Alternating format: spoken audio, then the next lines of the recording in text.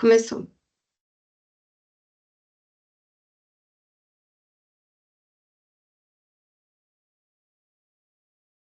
Bom,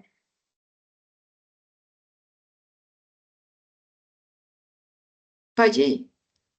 olá, nós somos do grupo 5 e hoje vamos apresentar uma análise crítica de um artigo científico com aplicação da análise ergonômica do trabalho. O artigo escolhido é intitulado Análise Ergonômica do Trabalho de Reflorestamento, uma aplicação dos métodos NIST e norma internacional ISO 11.228. Esse artigo foi publicado em 2015 na revista Sistemas e Gestão, e possui avaliação Qualis B2 na Engenharia 3. É um artigo original com estudo de caso e foi escrito por Bruno Torres Braga, Suzana Dantas e Gilson Brito. Um pouquinho sobre os autores, todos eles estão vinculados à Universidade Federal Fluminense. Bruno Torres é engenheiro florestal, com atuação em reflorestamento e gestão ambiental. Suzana é pesquisadora na área de ergonomia e engenharia de produção. Gilson é professor e tem foco em saúde ocupacional e ergonomia aplicada. Agora, falando rapidamente sobre os trabalhos relevantes deles nessa área, a professora Suzana, ela tem uma trajetória consolidada na área de ergonomia, especialmente no ambiente corporativo e industrial. O professor Gilson é também um nome importante na área, com publicações que conectam ergonomia, gestão e segurança no trabalho. Já o autor Bruno Torres, ele tem um foco mais ambiental. Agora, partindo para os objetivos, o artigo possui dois objetivos principais, o objetivo explícito e o implícito. O objetivo explícito é identificar os riscos do aparecimento de DORT, ou seja, distúrbios osteomusculares relacionados ao trabalho, em atividades de reflorestamento, especificamente em áreas com relevo acidentado. Para isso, os autores aplicaram a AET, Análise Ergonômica do Trabalho, como base da metodologia. Já o objetivo implícito vai além da identificação, ele está em propor mudanças concretas para melhorar essas condições de trabalho. A intenção é, a partir do diagnóstico, propor intervenções que previnam o adoecimento dos trabalhadores. Agora, partindo para a metodologia central utilizada no artigo é a análise ergonômica do trabalho, conhecida como AET. Essa é uma metodologia clássica da ergonomia, que busca compreender o trabalho real, indo além da descrição formal de tarefas. O artigo adota como referencial teórico a norma regulamentadora 17, que trata da ergonomia no ambiente de trabalho. Também se baseia em literatura ergonômica especializada, principalmente em ergonomia de concepção e de correção. A aplicação da ET seguiu rigorosamente as 4 etapas, que são a primeira etapa, a análise da demanda, que aqui é onde os pesquisadores entendem qual é o problema a ser estudado, e essa demanda partiu da percepção de risco de DORT nas atividades de reflorestamento. Ou seja, havia uma preocupação explícita com alto índice de queixas de dores, etc. A segunda etapa é a análise da tarefa, que essa etapa focou mais na descrição do trabalho prescrito aos trabalhadores, ou seja, aquilo que estava previsto para ele fazer. Aqui foram analisadas instruções, exigências, entre outras coisas. A próxima etapa é a análise da atividade, e aqui é onde acontece a verdadeira essência da ET. Essa análise foca no que o trabalhador realmente faz, levando em conta adaptações, improvisos, pausas, enfrentamento e condições ambientais. Pesquisadores realizaram a observação direta no local e aplicaram entrevistas para entender o esforço físico real, as dificuldades enfrentadas e como as condições climáticas influenciavam o trabalho. Por fim, a quarta etapa é a etapa do diagnóstico. Com todas essas informações reunidas, é feito o diagnóstico ergonômico. Nessa etapa, os riscos foram identificados, principalmente o risco de sobrecarga física no carregamento, e com base nisso foram elaboradas recomendações práticas para reduzir o esforço físico e melhorar as condições de trabalho. A AET aplicada no artigo não ficou apenas na teoria, ela guiou a identificação dos riscos e fundamentou propostas concretas de intervenção, como a adoção de pausas, equipamento de transporte e reorganização da atividade de plantio. Agora, partindo para os métodos quantitativos, além da abordagem qualitativa da AET, os autores enriqueceram o estudo com dois métodos quantitativos muito reconhecidos, que é a equação Knife e a norma ISO 11.228. A equação é usada para calcular o índice de levantamento de carga, considerando fatores como a altura do levantamento, a frequência e o peso. Já a ISO orienta limites seguros de carga para transporte. Esses dois métodos foram aplicados especificamente para avaliar a tarefa mais crítica identificada do estudo, que é o carregamento de mudas morro acima, feito de forma totalmente manual. A justificativa para essa escolha é muito boa. A combinação entre métodos quantitativos, AET, e quantitativos, esses dois métodos, permite uma análise mais rica, ou seja, não se trata só de observar o esforço, mas também medir com precisão o quanto esse esforço ultrapassa os limites recomendados. E é isso. Exato. Falando agora um pouco dos resultados e da discussão, né, que a gente teve. Então, a primeira demanda que a gente entende aqui, né, que a partir da escutativa do primeiro autor, que também era um trabalhador dessa ONG, surgiu a demanda desse estudo, né, que era justamente onde ele observava as queixas recorrentes das dores no corpo, principalmente nas costas, de todos os colegas que ele trabalhava ali do lado.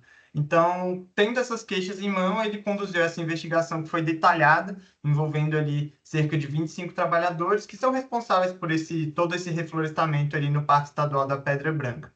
E assim, a gente sabe que essa frente de trabalho ocorre em um ambiente com trilha muito longa, um terreno acidentado e às vezes as temperaturas ultrapassam até mesmo 40 graus, que são ambientes de trabalho muito impróprios, né? O perfil dos trabalhadores, ele mais ou menos também chamou bastante atenção. Todos são homens, a maioria com baixo nível de escolaridade, não tem nenhum tipo de treinamento, nenhum tipo de experiência, e isso já apontava, de certa forma, uma vulnerabilidade muito importante em relação à saúde e segurança do trabalho, né?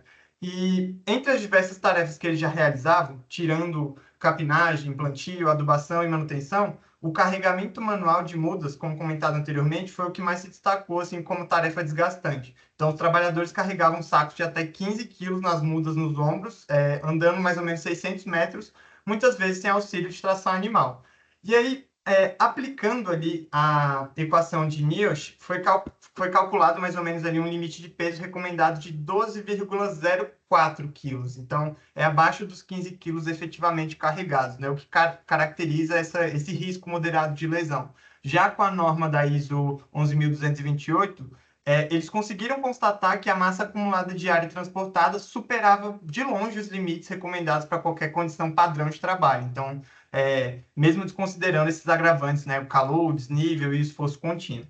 E, assim, por fim, os questionários relevaram as regiões do corpo mais afetadas, né, que foi a lombar, como foi citada, seguida dos joelhos e dos pés, o que reforça essa sobrecarga física. Aqui na figura 1 a gente tem um exemplo do transporte manual das mudas, né, onde eles trabalhavam ali carregando, e na figura 2 a seleção dessas mudas. Pode passar. Tá. E aí, com base na análise desse artigo, a gente entende que houve uma coerência metodológica muito importante. Então, a AET cumpriu, de fato, ali, o papel de capturar a percepção dos trabalhadores e compreender esse contexto real do trabalho, enquanto os métodos de NIOSH e a ISO trouxeram esses dados um pouco mais objetivos, né, reforçando essa percepção. E, assim, ainda que as normas tenham essas limitações, né, como considerar, por exemplo, esses pisos planos ou distâncias de até 20 metros, elas serviram de alguma forma para ilustrar que os trabalhadores excedem, de fato, muitos limites de segurança de carga e deslocamento, que apenas reforça essa gravidade da situação. Pode passar. Um ponto importante é que a relevância desse estudo é muito evidente. Então, ela mostra que é um retrato fiel das condições reais de trabalho, né, em projetos de reflorestamento urbano, que muitas vezes passam, de certa forma, despercebidos em análises ergonômicas um pouco mais convencionais. Já com relação à aplicabilidade, o artigo vai além da crítica. Ele propõe intervenções que são viáveis e concretas, como a aplicação de uso de tração animal, adoção de mochilas com barrigueiras, instalação de bancadas, pausas regulares e até mesmo o uso de cabos aéreos em áreas mais íngremes. Pode passar. Além disso, a gente gostaria de destacar também a urgência de implementar, de certa forma, esses treinamentos obrigatórios, né, conforme determina a NR17. E, por fim, o grupo considera que os objetivos do estudo foram plenamente atingidos. Então, o estudo atendeu plenamente à proposta inicial. Os riscos foram identificados, quantificados e, principalmente, traduzidos em propostas práticas de melhoria para a saúde dos trabalhadores. Pode. Bom, como o colega comentou, a gente achou que o estudo foi plenamente atingido, né? O objetivo foi atingido. Então foi um pouco difícil essa parte das sugestões de melhorias, mas a gente levantou algumas. E dentre elas tem a validação participativa do diagnóstico ergonômico, que seria a inclusão dos trabalhadores para ver a relevância da aplicabilidade, a análise abrangente de todas as tarefas, a validação do custo-benefício para a gente ver uma viabilidade econômica e logística das alternativas, desenvolvimento de equipamentos adaptados, implementação de programa de capacidade contínua para ter um treinamento regular mais focado em técnicas de levantamento e de transporte de cargas, o estudo longitudinal sobre a eficácia das intervenções, a aplicação de tecnologias de monitoramento ergonômico, se tivesse um orçamento um pouco maior, comparação entre diferentes métodos de transporte, investigação para percepção dos trabalhadores e estudo sobre implementação de políticas públicas para aumentar a visibilidade e, quem sabe, assim, explorar novas estratégias. Bom, agora falando sobre as críticas ao artigo, então, o primeiro ponto é o foco limitado, né, da análise econômica que a gente pode observar no artigo, né, que esse estudo ele concentrou quase toda a atenção dele na questão do carregamento de mudas, né, só que assim, de fato essa questão é crítica, só que essas atividades que foram feitas pelos trabalhadores, elas apresentam outros pontos que são igualmente também exigentes para a saúde deles, né, como a questão da capina, roçada, abertura de covas e o replantio. Então, assim, não foram analisadas com a questão do mesmo rigor, né, que essa outra questão. Então, assim, todas essas tarefas, elas têm um esforço físico intenso e favorece posturas desfavoráveis para os trabalhadores. Então, assim, deixando essas etapas de fora, né, o estudo ele acaba reduzindo assim a questão da avaliação ergonômica e pode até subestimar a questão do risco geral de DORT nesse contexto com esses trabalhadores da ONG. O segundo ponto apresentado, né, foi a respeito da questão da aplicação limitada, né, dessa ISO 11.228.1, como já foi citado pelos outros colegas, porque, assim, essa norma, ela é citada no texto, só que, assim, ela acaba sendo meio que usada fora de contexto, porque essa ISO, em específico, ela considera cargas transportadas, né, em períodos, assim, de até 20 metros, em pisos planos, só que, assim, no estudo é falado, né, como esses trabalhadores muitas vezes percorrem percursos de mais de 600 metros e os terrenos não são planos, né, eles são acidentados. Então, assim, deixar essa norma fora de contexto acaba subestimando os riscos reais que são enfrentados ali por esses trabalhadores, né. Aí, o terceiro ponto que a gente escolheu como ponto crítico foi a questão da falta da análise econômica das soluções propostas pelos autores no artigo, porque, assim, esse artigo ele propõe algumas intervenções que são de fato importantes, né? Mas, assim, ele não apresenta a viabilidade econômica dessas sugestões. Assim, o uso dessas sugestões, né, do texto, como tratores com carretinhas, mochilas ergonômicas e também a questão dos sistemas de cabos aéreos, elas são muito, assim, interessantes. Só que, assim, não é apresentada a questão da viabilidade econômica em si. Então, assim, é importante ter essa questão também para mostrar se realmente é possível a aplicabilidade, né, dessas sugestões do, do, pela ONG, né, por parte dos trabalhadores. Agora, no último ponto escolhido, ali foi a questão da metodologia observacional, pouco detalhada, porque, assim, o artigo ele acaba mencionando observações de campo que foram feitas e as aplicações de questionários.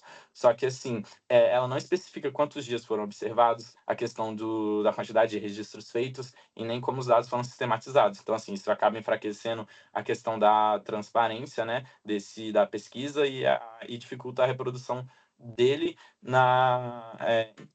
do artigo em outros contextos ou comparações. Então, assim, esses 4 pontos, eles mostram que, apesar das contribuições relevantes, o artigo ele ainda apresenta limitações importantes que precisam ser consideradas na hora de aplicar essas recomendações, né? Agora o Arthur vai falar um pouco da conclusão. Show. Agora, para a gente finalizar, eu gostaria de destacar os principais aprendizados que a gente teve com esse estudo.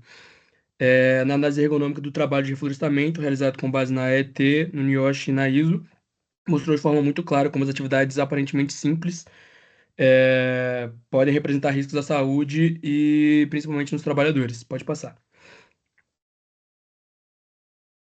O estudo revelou uma realidade de sobrecarga física intensa, que foi agravada pelos fatores como relevo acidentado e temperaturas muito altas, e também a ausência do treinamento adequado, né? Além de identificar riscos como a doença de Dort e alguns distúrbios osteomusculares relacionados ao trabalho. Pode passar. Já passou? Já. Outro ponto importante é que o estudo não ficou só apenas no diagnóstico, né? Foram feitas propostas de soluções práticas e viáveis, como a adoção de mochilas ergonômicas, uso de tração animal, instalação de sistemas cabos aéreos, bancados para facilitar o manuseio das mudas e principalmente a implantação de programas de treinamento e de pausas regulares de descanso para a reidratação desses funcionários. Essas medidas não só atendem às exigências legais da NR17, mas também mostram a preocupação real com a qualidade de vida no trabalho. Pode passar? Assim, o artigo cumpre plenamente seu objetivo, né, de diagnosticar os riscos e propor melhorias que podem ser aplicadas na prática, contribuindo para a saúde dos trabalhadores e para a sustentabilidade dos projetos de reflorestamento. Aí, pode passar? Essas são as nossas referências para análise e estudo do artigo. Muito obrigado. Pode Para parar de a gravação já. gravar. Pode parar a gravação. Parou. Deu o quê? Uns 17 minutos, né?